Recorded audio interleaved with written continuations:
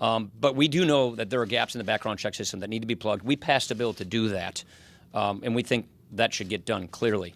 Let me just say this on we shouldn't be banning guns for law-abiding citizens. We should be focusing on making sure that citizens who should not get guns in the first place don't get those guns. And that is why we see a big breakdown in the system here. In this particular case, there were a lot of breakdowns, from local law enforcement to the FBI getting tips that they didn't follow up on to, school resource officers who are trained to protect kids in these schools and who didn't do that. And that, to me, is probably the most stunning one of them all. So there's a lot that we have to look at, but what we want to do is protect people's rights while making sure that people who should not get guns do not get those guns. Chad. Oh, teachers. Look, we have Sheriff Rutledge has a bill that we're looking at as well that addresses this issue. He's a sheriff from Jacksonville, as you may know, and we're looking at the Rutledge bill. But that is really a question for local government, local school boards, local states. As a parent myself and as a citizen, I think it's a good idea. But as Speaker of the House, I think we need to respect federalism and respect local jurisdictions. Thank you, Mr. Speaker. Thank you. And so you talk about what you blurted out. Mr. Scalise talked about meeting with the Parkland students yesterday, and you talked about the legislative process here.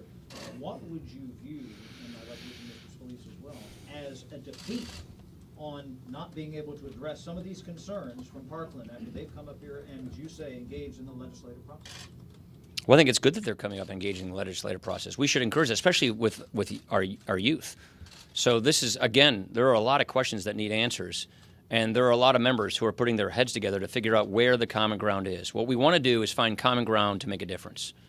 First of all, there was a colossal breakdown in the system locally. So there was a colossal breakdown, and we need to get to the bottom of this, how these breakdowns occurred. From what Steve just mentioned, to the armed officer who was in the school at that time, to the FBI who failed to follow up on a glaring tip that this young man wanted to shoot up a school. So that's pretty profound.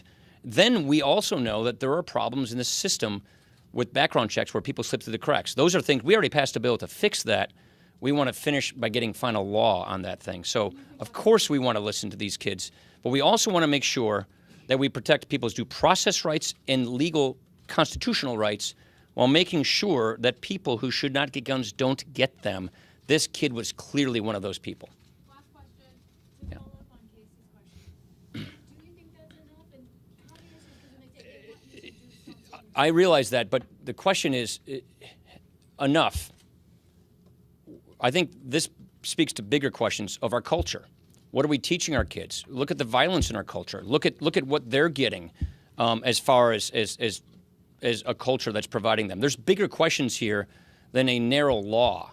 What about law enforcement? What about school resource officers? What about the FBI? What about background checks? Those are all things that we have to get lots of answers to. At the end of the day, or at the beginning of the day, we also have to ask ourselves about the kind of culture that's creating these kinds of people. And then, do we have the kind of mental health laws that we need in the books? Again, we passed overhaul of the entire mental health system.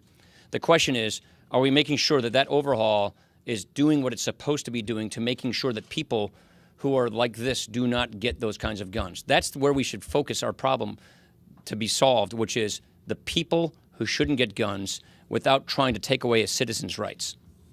Thank you.